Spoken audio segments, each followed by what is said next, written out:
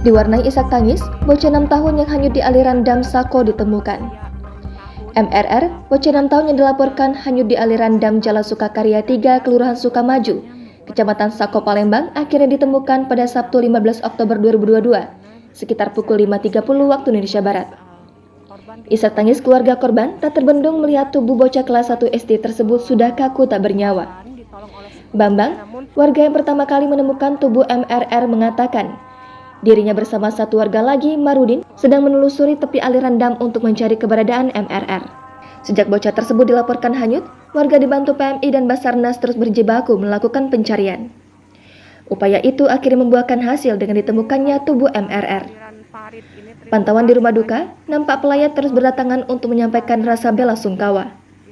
Ibu korban masih begitu syok dengan musibah yang dialaminya. Isak tangis terdengar jelas dari dalam rumah duka.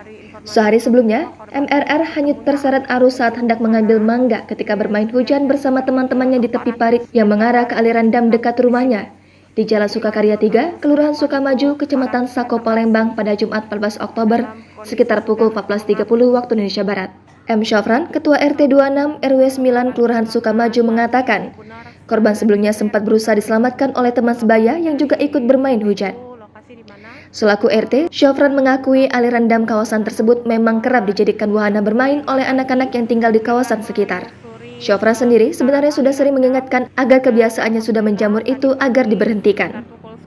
Namun, imbauan itu seakan diabaikan dan masih tetap saja ada anak-anak yang bermain di dam saat turun hujan. Syafran sangat berharap kejadian ini bisa menjadi pembelajaran bagi banyak orang agar tidak bermain hujan di aliran dam.